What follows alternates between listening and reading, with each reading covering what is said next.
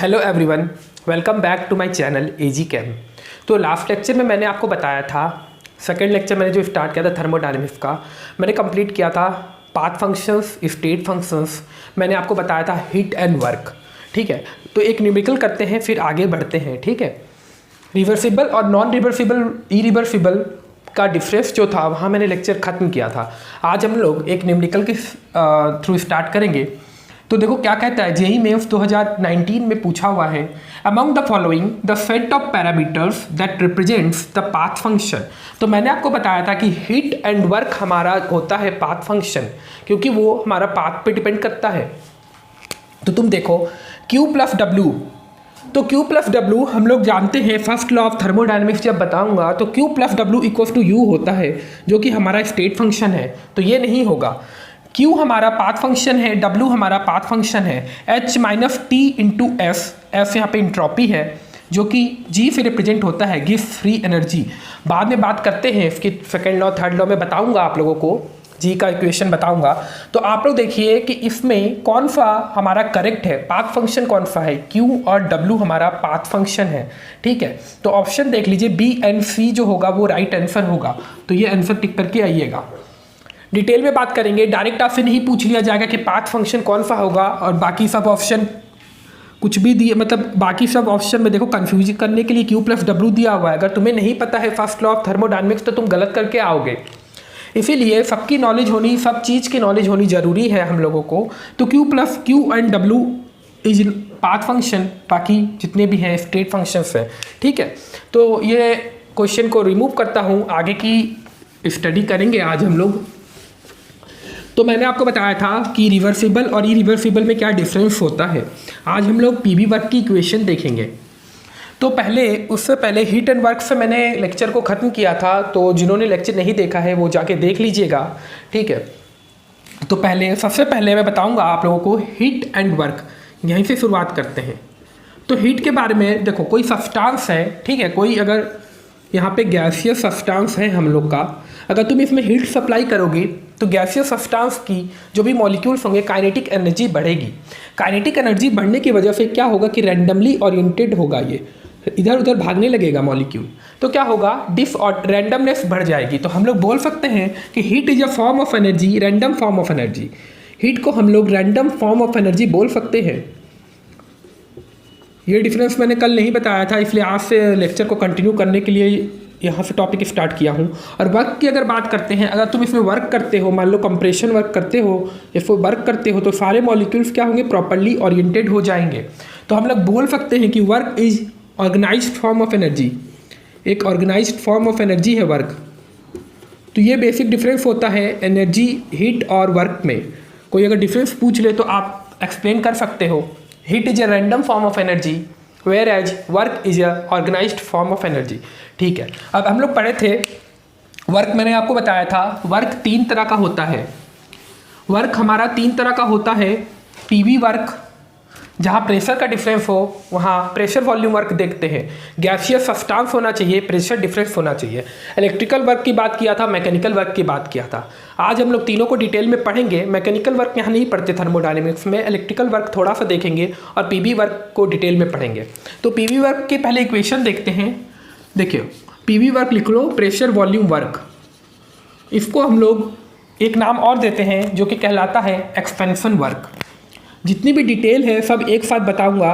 Expansion work भी बोला जाता है इसको हम लोग एक्सपेंशन वर्क भी बोलते हैं। ठीक है, तो एक इक्वेशन डिराइव करते हैं। सपोज कीजिए कोई हम लोग सिलेंडर लेते हैं, ध्यान से देखिएगा, एक सिलेंडर लेते हैं और इस पर हम लोग फ्रिक्शनलेस पिस्टन लेते हैं। फ्रिक्शनलेस पिस्टन लेते हैं, इस तरीके का फ्रिक्शनलेस पिस्टन है जिसका एरिया है हमारा A। ठीक है, इसमें हम लोग 1 मोल ऑफ गैस लेते हैं, कोई 1 मोल ऑफ गैस है मान लेते हैं। अंदर का प्रेशर P इंटरनल से रिप्रेजेंट करते हैं, बाहर का जो प्रेशर लग रहा है पिस्टन का वो P एक्सटर्नल से रिप्रेजेंट करते हैं। ठीक है, फ्रिक्शनलेस लिया गया है क्योंकि हमें यहाँ पे पीवी वर्क देखना है। प्रेशर डिफरेंस के कारण जो वर्क यहाँ पे जनरेट होगा वो हमें देखना है। तो बाहर का हम लोग P एक्सटर्नल मान लेते हैं, प्रेशर अंदर का P इंटरनल मान लेते हैं। देखिए, अब वर्क डन की इक्वेशन लिखते हैं। वर्क क्या होता है, फोर्स इंटू डिस्प्लेसमेंट होता है। पढ़ के आए होंगे बचपन की क्लासेस में। बचपन में पढ़े होंगे work equals to force into displacement, और एक फार्मूला और जानते होंगे pressure equals to force by area. Pressure क्या होता है? फोर्स बाई एरिया होता है। तो फोर्स क्या हो जाएगा? Pressure into area, pressure into area into displacement. ठीक है, देखो एकदम स्टार्टिंग से आगे बढ़ रहा हूँ ताकि चीज़ें बहुत अच्छे से क्लियर हो। तो प्रेशर को हम लोग, जो भी यहाँ पे प्रेशर लग रही है, फोर्स लग रही है, वो पी एक्सटर्नल। अच्छा चलो हम लोग इसको मान के चल रहे हैं कि पी इंटरनल जो है हमारा, पी इंटरनल क्या है? वो ग्रेटर है पी एक्सटर्नल से। ठीक है, तो पी इंटरनल सिस्टम का प्रेशर ज़्यादा है तो क्या होगा कि ये इधर की तरफ मूव करना चाहेगा क्योंकि प्रेशर अंदर ज़्यादा है। तो work done by the system हो रहा है, work done by the system हो रहा है। मतलब जब सिस्टम वर्क करता है तो हम लोग जानते हैं कि एक्सपेंशन वर्क हो रहा है, मतलब एक्सपेंशन वर्क हो रहा है। अगर तुम पी एक्सटर्नल को ज़्यादा कर दोगे तो कंप्रेशन वर्क होगा, यहाँ एक्सपेंशन वर्क हो रहा है। ठीक है, पी इंटरनल ज़्यादा है तो ये बहुत ज़्यादा है, तो ये पिस्टन को इस तरीके से ऊपर की ओर फेंकेगा, ऊपर की तरफ भेजेगा। तो क्या होगा? प्रेशर को जो भी फोर्स लग रही है वो क्या पी एक्सटर्नल ही लग रही है ना, उसको रोकने के लिए। तो हम लोग पी को पी एक्सटर्नल लिख सकते हैं। और एरिया मैंने अभी आपको बताया है, area of this frictionless piston is small A, तो इसको स्मॉल ए से रिप्रेजेंट करो। डिस्प्लेसमेंट जो भी होगा, मान लो कि जो पी इंटरनल है, प्रेशर देने के बाद डिस्प्लेसमेंट, मान लो ये पिस्टन तुम्हारा यहाँ पे आ जाएगा, तो ये जो डिस्प्लेसमेंट होगा उसको हम लोग एल से रिप्रेजेंट करते हैं। तो सपोज कीजिए यहाँ पे एल लिख दे रहे हैं। ठीक है, अब देखो ए इंटू एल क्या होता है? चेंज इन वॉल्यूम होता है। यूनिट से समझ लेते हैं, ए की यूनिट होती है मीटर स्क्वायर, एल क्या है? डिस्प्लेसमेंट है, जो लेंथ है उसको मीटर से रिप्रेजेंट करते हैं। तो जब तुम इसको इंटू करोगे तो मीटर क्यूब हो जाएगा, दैट इज वॉल्यूम। तो हम लोग लिख सकते हैं ए इंटू एल, वैसे भी हम लोग जानते हैं volume equals to area into length. तो हम लोग लिख सकते हैं P external into del V. ठीक है, ये हम लोग लिख सकते हैं। एक सेकेंड देख लेता हूँ वीडियो फ्रेम हो रहा है कि नहीं। हाँ, वीडियो फ्रेम हो रहा है। तो P external into del V हम लोग लिख सकते हैं वर्क डन का। अब तुम देखो, अगर हमारा एक्सपेंशन वर्क हो रहा है तो डेल वी हमारा पॉजिटिव होगा, क्योंकि V final minus V initial होता है। तो जब एक्सपेंशन वर्क हो रहा है तो वी फाइनल ज़्यादा होगा, वी इनिशियल कम होगा। वॉल्यूम जब ये एक्सपेंड हो जाएगा तो इसकी मान लेते हैं वॉल्यूम वी फाइनल मान लेते हैं। तो वी फाइनल ज़्यादा होगा, वी इनिशियल कम होगा, डेल वी पॉजिटिव हो जाएगा। कल मैंने आपको बताया था कि अगर सिस्टम हमारा वर्क करता है तो वर्क डन हमारा होता है नेगेटिव, क्योंकि सिस्टम एनर्जी खर्च कर रहा है वर्क करने में, थक जाएगा सिस्टम। तो सिस्टम वर्क करता है तो हमारा W नेगेटिव होता है। तो साइन कन्वेंशन को फॉलो कराने के लिए हम लोग यहाँ पे एक नेगेटिव लगा देते हैं। P external into del V, ये हमारा फॉर्मूला होता है in case of isothermal irreversible expansion. ठीक है, अगर तुम ये फॉर्मूला देखो सब चीज़ के लिए अप्लाई होगा। अगर तुम कंप्रेशन की बात करते हो तो कंप्रेशन में क्या होगा? डेल वी हमारा नेगेटिव हो जाएगा, और आगे में एक नेगेटिव पहले से ही है तो नेगेटिव नेगेटिव पॉजिटिव हो जाएगा। तो कंप्रेशन के केस में P external into del V हो जाएगा। ठीक है, पी नहीं मतलब यही फॉर्मूला कंप्रेशन के केस में भी यही लगेगा। जब तुम वैल्यू निकालोगे तो वो हमारा पॉजिटिव आ जाएगा, क्योंकि work done on the system हो रहा है। तो ये फॉर्मूला हमेशा अप्लाई होगा। In case of expansion del V positive होगा तो पॉजिटिव नेगेटिव ही होगा, तो work done by the system negative होगा। कंप्रेशन के केस में डेल वी नेगेटिव हो जाएगा तो नेगेटिव पॉजिटिव हो जाएगा, तो वर्क डन हमारा पॉजिटिव आएगा। ठीक है, तो ये फॉर्मूला होता है irreversible expansion compression in case of isothermal condition. ठीक है, अब हम लोग बात करेंगे, देखो यहाँ तो इरिवर्सिबल की बात कर लिए हैं, अब बचता है हमारा रिवर्सिबल। यहाँ पे हम लोग मान के चलते हैं कि एक बार में ही ये ऊपर की तरफ आ जाएगा, पर रिवर्सिबल के केस में क्या होगा कि ये इतना छोटा होगा, इन दोनों का डिफरेंस इतना छोटा होगा। मैंने कल बताया था डिफरेंस में ड्राइविंग फोर्स और अपोजिंग फोर्स बहुत छोटी होती है। तो इतनी छोटी होगी कि ये बहुत धीरे मतलब बहुत नंबर सीरीज ऑफ काफ़ी ज़्यादा स्टेप्स लगेंगे इसको यहाँ तक पहुँचने में। तो आइए वो देखते हैं डेरिवेशन क्या होती है। यहाँ तक आप लोग समझ गए हैं कि W equals to minus P external del V, ये फॉर्मूला होता है हमारा आइसोथर्मल इरिवर्सिबल एक्सपेंशन और कंप्रेशन। ठीक है, रब करता हूँ ये वाला, कंडीशन सेम रहेगी, यही हम लोग सिलेंडर को लेके करते हैं डिराइव। थोड़ी सी कंडीशन चेंज हो जाएगी, वो देख लेते हैं। वहाँ पे हमें इंटीग्रेशन करना होगा, क्योंकि हमें समेशन करना होगा हर एक स्टेप का। हर एक स्टेप में जितना वर्क डन होगा वो हमें समेशन करना होगा, ऐड करना होगा। तो तुम आप लोग देखिए, देखो अगर हम लोग W इक्वल्स टू, एक second, W equals to minus P external del V, इसका हम लोग को समेशन करना होगा, ठीक है। क्योंकि हमारा जो रिएक्शन हो रहा है, जो हमारा यहाँ पे काम हो रहा है, बहुत धीरे धीरे एक एक स्टेप में हो रहा है। तो जितना स्टेप हो रहा है सारे स्टेप का वर्क डन को ऐड करना पड़ेगा। समेशन मतलब जोड़ना, ठीक है। जब तुम इसको मैथमेटिकल वे में रिप्रेजेंट करोगे तो हम लोग इंटीग्रेशन से रिप्रेजेंट करते हैं। तो इंटीग्रेशन, समेशन का साइन इंटीग्रेशन में चेंज होगा मैथमेटिकल फॉर्म में जब रिप्रेजेंट करते हैं। P external D V, small change in volume, बहुत स्मॉल चेंज होगा वॉल्यूम का, ठीक है। इंटीग्रेशन की लिमिट दे दीजिए V initial minus V final, V initial से वी फाइनल, ठीक है। अब तुम देखो पी एक्सटर्नल, देखो अगर तुम्हारा पी इंटरनल बड़ा है तो एक्सपेंशन वर्क होगा। तो P external equals to P internal minus D P हो जाएगा, क्योंकि पी एक्सटर्नल छोटा होता है एक्सपेंशन के केस में, इसीलिए पी इंटरनल बड़ा है यहाँ पे।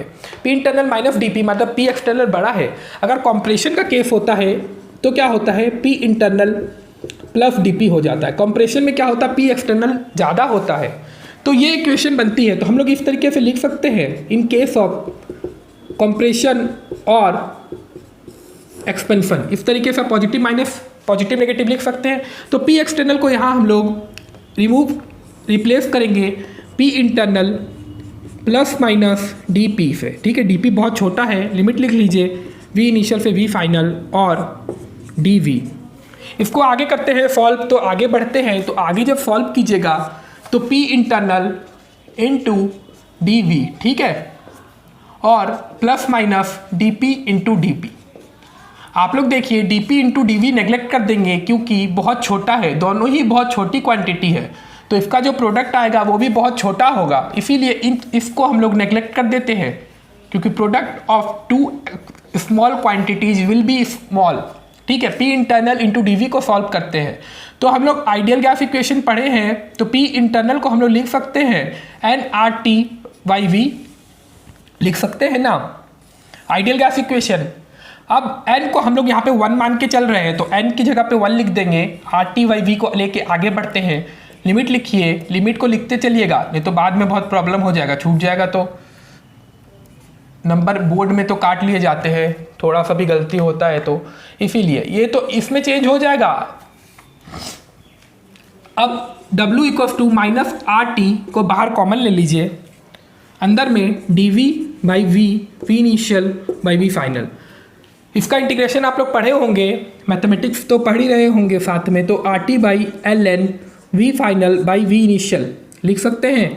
अब तुम इसको एल एन को जब तुम लॉग में कन्वर्ट करोगे तो W equals to minus 2.303 into N R T, log for N mole के लिए बता रहा हूँ, V final by V initial.